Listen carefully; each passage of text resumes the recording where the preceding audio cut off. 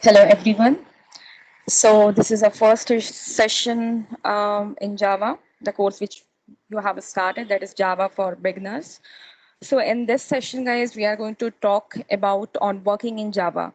As we know, Java is a programming language through which we can design different types of programs using data type, inheritance, functions, and all these things.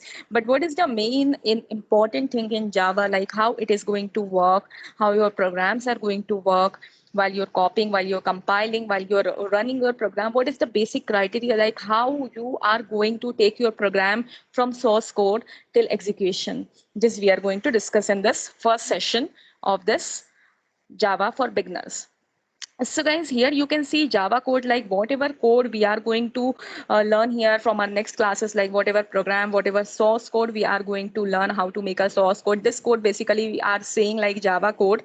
And always remember, like whatever class or whatever code we are going to design in Java, we like in BlueJ, we just click on save, and the program will be saved. Like if I'm creating a class, and the class is basically known as a program here. Class means just a program. So when I'm creating a new class, it means it is my new program, and I'm just writing few lines of codes in it. And in BlueJ, basically I just compile, and my class will start like it start working like you can say in compilation, my code will be converted into bytecode. But basically, what is the type, or you can say what is the extension of the file it would be? Start working like you can say in compilation, my code will be converted into bytecode. But basically, what is the type, or you can say what is the extension of the file it would be?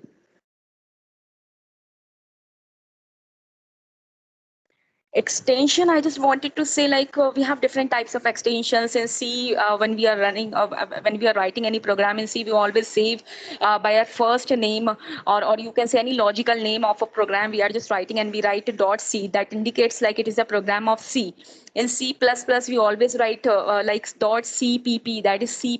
So what is the extension in Java? Like whenever I'm writing any code, any program, any source code, if I'm writing any code, or a small program, whatever I'm writing, there is some extension is required for that program. So guys, just you need to learn, like whatever code we are writing in a BlueJ, whatever program we are writing in a BlueJ, though we are defining it in one of the classes. So most of the time we just create class, we write, and automatically the class will be saved with a extension .java. So the Java program, the Java source code always saved with a .java extension. Later, what we do, like whenever we compile, definitely we know we have a compiler and interpreter in different languages. Somewhere we have a compiler interpreter, both the things. So what we are doing in working in Java, whenever we are writing like Java code, whenever we are saving our program dot Java, we definitely need to compile then later. So Java C, it is a Java compiler. Here your program will get compiled, and your program will be converted into bytecode. Now what is this bytecode, guys? This is a universal code, you can say. Once your code is converted into a bytecode, then the code can be given to any operating system, to any computer, and the computer will be able to understand your program.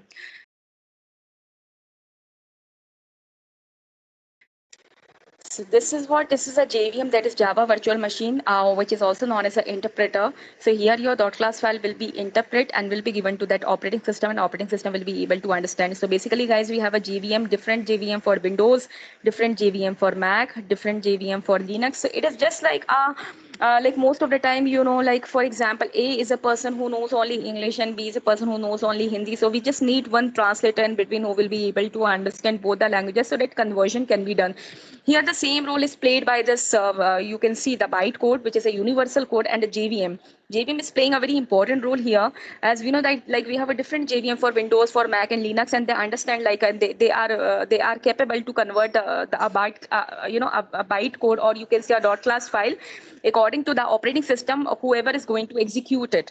So this is the overall structure, guys. With the help of this, you will be able to understand our program is going to work accordingly.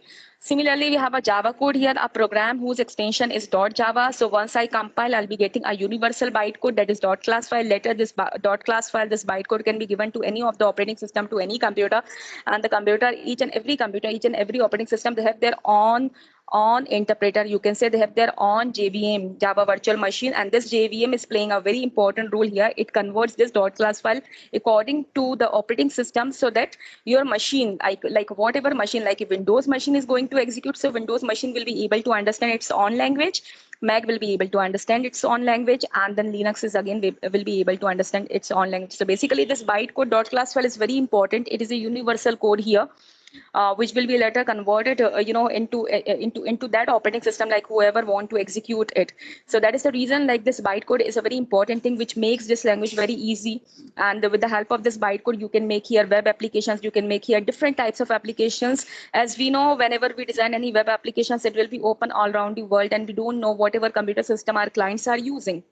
So whatever system you are using, whatever operating system you are using here, you don't need to worry about, because we have different JVMs for different operating system, and these JVMs plays a very important role.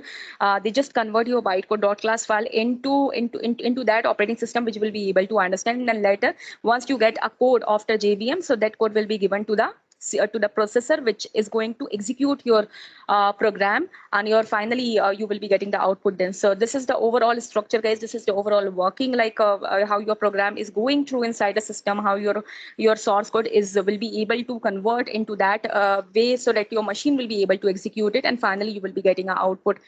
So here our first session, our first lecture, that is working in Java, is completed. From next session, we are going to start a practical session, where we will be starting like how to write a first program in BlueJ. So thank you so much, guys. See me in my next class. Thank you.